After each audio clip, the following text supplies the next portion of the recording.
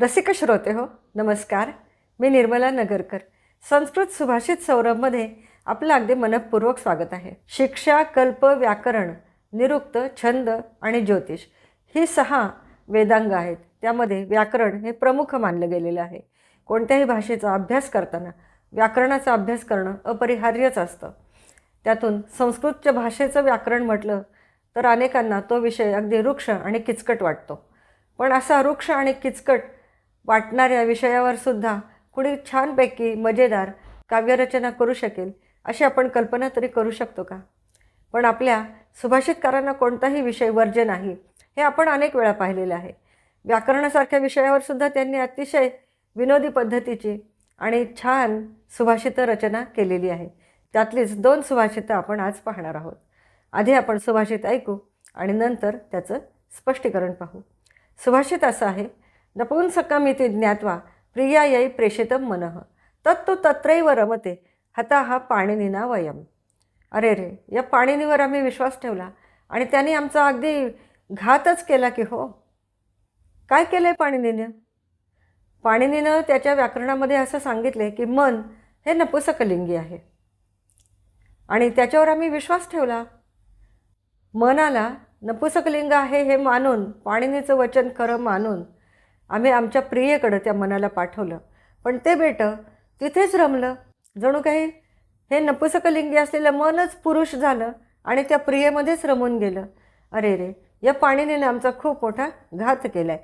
नपुंसकमिति ज्ञात्वा प्रियायै प्रेषितं मनः.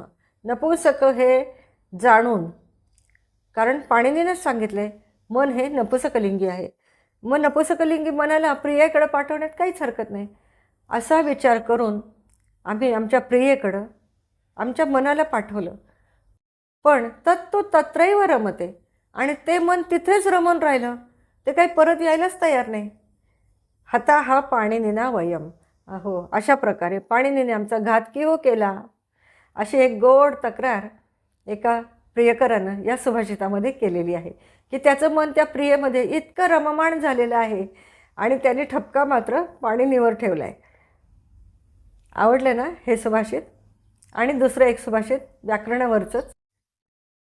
आत्ताच्या काळात किंवा आत्तापर्यंत जशा वधू परीक्षा होत आल्यात तसं मुलीसुद्धा वरपरीक्षा घेत असत. ज्या मुलाशी त्यांना लग्न करायचे त्याची परीक्षा मुलीसुद्धा घेत असत. हे आपल्याला या सुभाषितावरून लक्षात येतं. काय आहे हे सुभाषित? आधी आपण सुभाषित ऐकू आणि नंतर त्याचं स्पष्टीकरण पाहू. सुभाषित असं आहे: यस्य षष्ठी च चतुर्थी च विहस्य च विहाय च अहम कथम द्वितीया स्यात् द्वितीया स्यामहम कथम. आता ही जी मुलगी आहे ती स्वतः अत्यंत हुशार आहे, व्याकरणात अगदी विद्वान आहे आणि तिची इच्छा होती की ज्याला माझ्यासारखंच जो व्याकरणपटू आहे, व्याकरणात हुशार आहे, अशाच मुलाशी मी लग्न करेन. आणि तिने अटच ठेवली होती की जो मुलगा मला बघायला येईल त्याची मी परीक्षा घेणार आणि त्याला व्याकरण किती येतं हे पाहणार.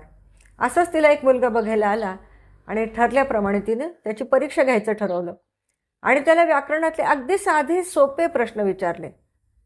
पण त्या मुलाला काही व्याकरण येतच नव्हतं. मुळे त्याने फक्त एकच अगदी सुरुवातीचा अकारांत पुल्लिंगी देव शब्द एवढंच पाठ केलेलं होतं. त्याला पुढचं काहीही व्याकरण येत नव्हतं. आणि या मुलीने त्याला विचारलं की सांग बरं मला, विहस्य हे कसलं रूप आहे?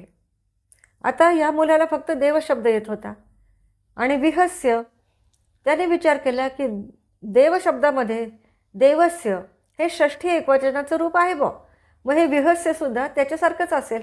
आणि त्याने दिलं ठोकून उत्तर, विहस्य ही षष्ठी आहे. आता त्या मुलीला कळून चुकलं की याला काहीच येत नाही. तरी पण तिने अगदी धीर धरला आणि आणखी एक प्रश्न त्याला विचारलं, सांग बरं मग, विहस्य ही जर तुझ्या दृष्टीने षष्ठी आहे तर विहाय काय आहे? आता हे सुद्धा त्याला येतच नव्हतं. आपण पाहिलं की त्याने फक्त एकच शब्द पाठ केला होता, देव, आणि त्यामध्ये जे शब्द आहेत त्यांच्याशी साधर्म्य असणारे शब्द आले की तो ते उत्तर ठोकून द्यायचा. विहाय, त्याला आठवलं की देवाय हा चतुर्थी एकवचनाचं रूप आहे, म्हणून त्यानं विहाय हे रूपसुद्धा चतुर्थीचं रूप आहे असं सांगितलं. आता त्या मुलीला मनातून हसू येत होतं याचं याला काहीच येत नाही आहे व्याकरण. तरीसुद्धा तिनं त्याला आणखी संधी द्यायचं ठरवलं आणि विचारलं, बरं ठीक आहे, विहस्य ही षष्ठी आहे, विहाय ही चतुर्थी आहे, ही तुझ्या दृष्टीने तुझं उत्तर आहे. मग सांग बरं, अहम काय आहे आणि कथम काय आहे? आता पुन्हा या मुलाने हे शब्द अहम आणि कथम हे दोन्ही शब्द देव या शब्दाशीच ताडून बघितले. आता देव शब्दामध्ये देवम हा शब्द आणि अहम हा शब्द त्याला सारखाच वाटला. देवम द्वितीया आणि अहमसुद्धा द्वितीया, म्हणून त्याने देवम हे द्वितीय एकवचनाच्या रूपाशी साधर्म्य असलेला शब्द अहम हा द्वितीयचं रूप आहे असं सांगितलं. आणि तसंच कथम, कथममध्ये पण काही फरक नाही, देवम अहम कथम सगळं सारखंच आहे. म्हणजे अहम आणि कथम हे दोन्ही शब्द द्वितीयचेच असणार असं म्हणून त्याने अहम आणि कथम हे द्वितीय विभक्तीची रूपं आहेत असं सांगितलं मोठ्या आत्मविश्वासाने. आणि इकडं या मुलीला तर हसू पण अनावर येत होतं, अनावर होत होतं आणि त्याचा रागसुद्धा येत होता. याला काहीच व्याकरण येत नाही, याच्याशी मी कसं काय लग्न करणार? म्हणून ती म्हणते, यस्य षष्ठीच चतुर्थीच विहस्यच विहायच, ज्याची विहस्य आणि विहाय ही रूपं ज्याच्या दृष्टीनं षष्ठी आणि चतुर्थी विभक्ती आहे, अहम आणि कथम ही रूपं द्वितीया विभक्ती आहे, त्याची मी द्वितीया कशी काय होऊ? द्वितीया म्हणजे पत्नी, अशा मुलाची मी द्वितीया म्हणजे पत्नी कशी काय होऊ? वास्तविक विहस्य आणि विहाय ही आहेत ल्यबंत अव्यय आणि अहम आहे अस्मत् सर्वनामाचं प्रथम एकवचनाचं रूप आणि कथम हे प्रश्नार्थक अव्यय आहे. तर अशी रूपं असताना त्या मुलाने खुशाल षष्ठी, चतुर्थी आणि द्वितीया अशी रूपं सांगितली.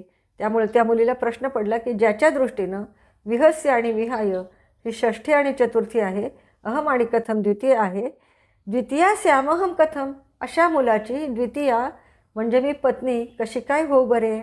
बघा, व्याकरणासारख्या वृक्ष विषयावर सुद्धा किती मजेदार सुभाषितं आपल्या सुभाषितकारांनी रचलेली आहेत की नाही? आवडली ना तुम्हाला? जर आपल्याला हे आवडलं असेल तर नक्की लाईक, शेअर आणि सबस्क्राईब करावे. पुढच्या भागामध्ये अशीच व्याकरण याच विषयावरची सुभाषितं घेऊन आपण नक्की भेटूया.